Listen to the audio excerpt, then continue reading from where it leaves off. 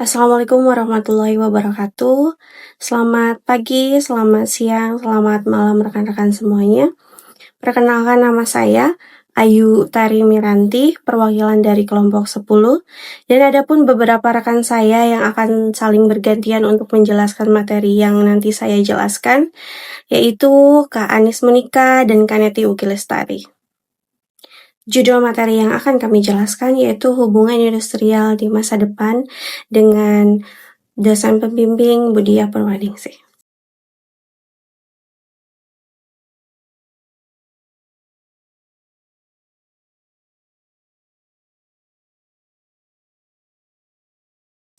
Pengertian hubungan industrial di masa depan adalah hubungan industrial di masa depan merujuk pada hubungan antara pekerja, pengusaha, dan pemerintah akan perkembangan seiring perubahannya teknologi, ekonomi, dan sosial. Secara sederhana, ini adalah evolusi dari hubungan kerja tradisional menuju sistem yang lebih fleksibel, digital, dan berbasis kolaborasi. Ada beberapa contoh, 3 di antaranya meliputi yang pertama, dipengaruhi teknologi digital. Perkembangan seperti AI, otomatisasi, dan platform kerja, digital mengubah cara orang bekerja. Banyak pekerja akan berbasis jarak jauh, freelance, atau gig ekonomi. Contoh kedua, hubungan kerja lebih fleksibel, di mana tidak ada lagi hubungan tetap atau karyawan tetap, tapi bisa berupa kontrak jangka pendek, kerja proyek, atau kerja hybrid di mana gabungan antara kantor dan remote. Contoh ketiga, yaitu peran pekerja lebih mandiri, di mana pekerja dituntut memiliki banyak keterampilan atau multitasking dan lebih bertanggung jawab atas perkembangan karirnya sendiri.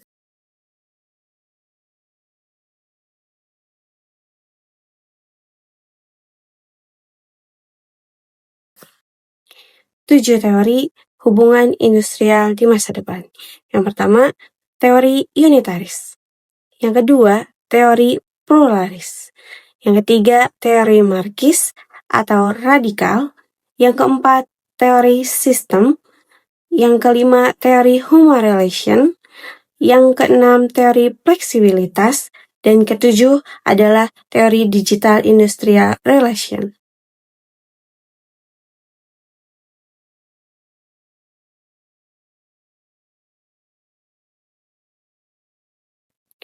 Ada beberapa konsep hubungan industrial. Yang pertama, konsep fleksibilitas kerja, di mana adalah konsep hubungan kerja yang tidak lagi kaku dalam segi jam kerja, tempat kerja, tapi lebih fleksibel. Yang kedua adalah konsep digitalisasi hubungan industrial, di mana konsep ini memanfaatkan teknologi digital dalam mengelola hubungan kerja. Yang ketiga, konsep gig ekonomi. Ini adalah sistem kerja berbasis bekerja sementara atau per proyek. Yang terakhir adalah konsep kesejahteraan pekerja atau well-being, di mana ini adalah konsep yang fokus pada kesejahteraan secara fisik, mental, dan sosial pekerja.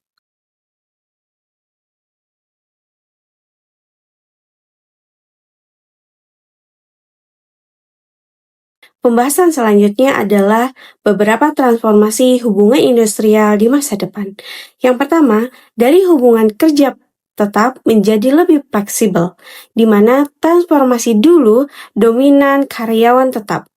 Ke depan lebih banyak kerja kontrak, freelance, dan beberapa berbasis proyek. Transformasi selanjutnya adalah dari sistem manual menjadi digital.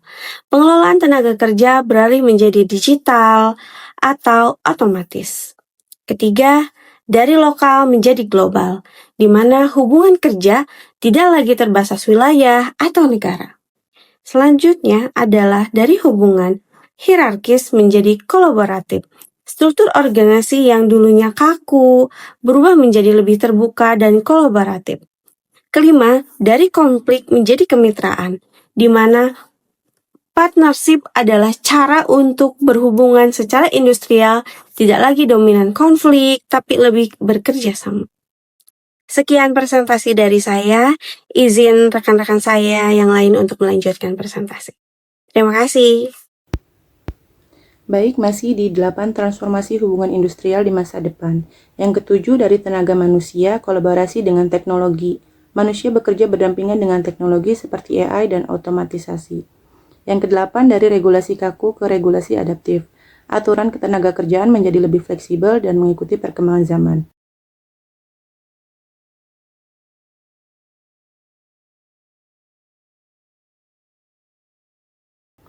Kemudian ada faktor-faktor yang mempengaruhi hubungan industrial di masa depan.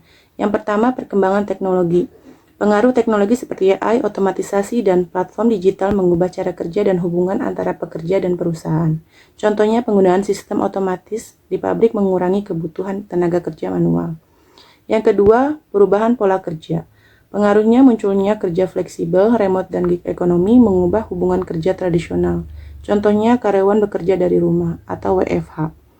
Yang ketiga, globalisasi. Pengaruhnya, dunia kerja menjadi tanpa batas, sehingga persaingan tenaga kerja semakin luas. Contohnya,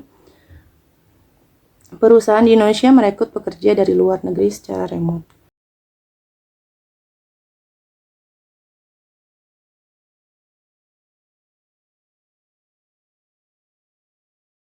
Kemudian ada tantangan hubungan industrial di masa depan.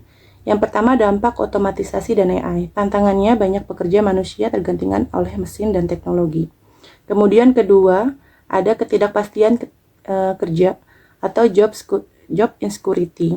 Tantangannya, meningkatnya pekerja kontrak dan freelance membuat keamanan kerja menurun. Yang ketiga, perlindungan pekerja digital. Tantangannya yaitu banyak pekerja di platform digital belum memiliki perlindungan hukum yang jelas. Yang keempat, yaitu kesenjangan keterampilan atau skill gap. Tantangannya, tidak semua pekerja siap menghadapi perubahan teknologi.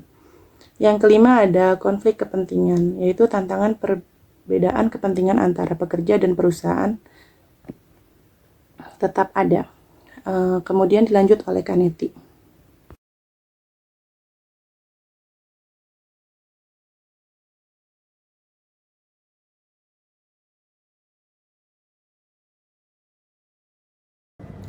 Dan berikut beberapa contoh peluang hubungan industrial di masa depan.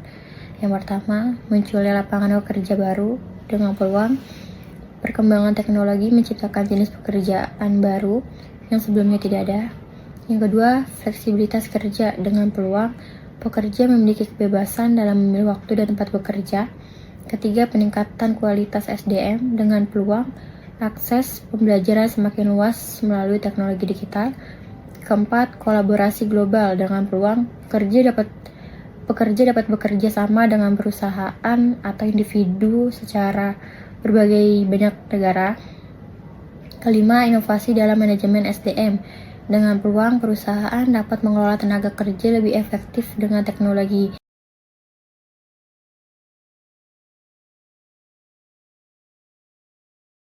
Dan ada beberapa strategi penguatan hubungan industrial di masa depan, yaitu yang pertama, meningkatkan komunikasi yang efektif dengan strategi membangun komunikasi terbuka antara pekerja, pengusaha, dan pemerintah.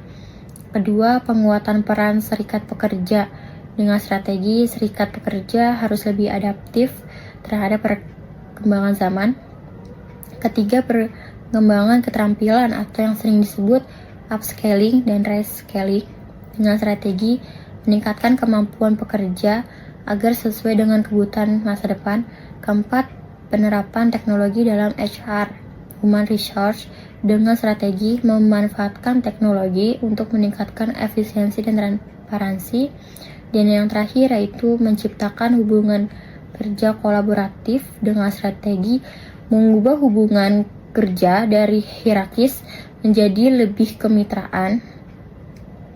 Dan berikut beberapa kesimpulan dari materi hubungan industrial, yaitu hubungan industrial akan mengalami perubahan besar akibat perkembangan teknologi, globalisasi, dan perubahan pola kerja. Sistem yang dulunya kaku dan tradisional akan berubah menjadi lebih fleksibel, digital, dan dinamis. Secara umum, ada beberapa materi yang bisa dirangkum, yaitu Teori dan konsep menunjukkan pergeseran dari hubungan yang bersifat hierarkis menjadi lebih kolaboratif dan berbasis kemitraan. Yang kedua, transformasi terjadi dalam bentuk digitalisasi, fleksibilitas kerja, dan globalisasi tenaga kerja. Dan ada pun faktor-faktor yang mempengaruhi meliputi teknologi, ekonomi, regulasi, kualitas SDM, dan perubahan sosial. Dan ada pun tantangan utama mencakup otomatisasi, ketidakpastian kerja, kesenjangan keterampilan, dan perlindungan pekerja. Dan yang terakhir, ada peluang terbuka melalui munculnya pekerjaan baru, fleksibilitas, dan kolaborasi global. Berikut materi yang kami sampaikan dari kelompok 10. Assalamualaikum warahmatullahi wabarakatuh.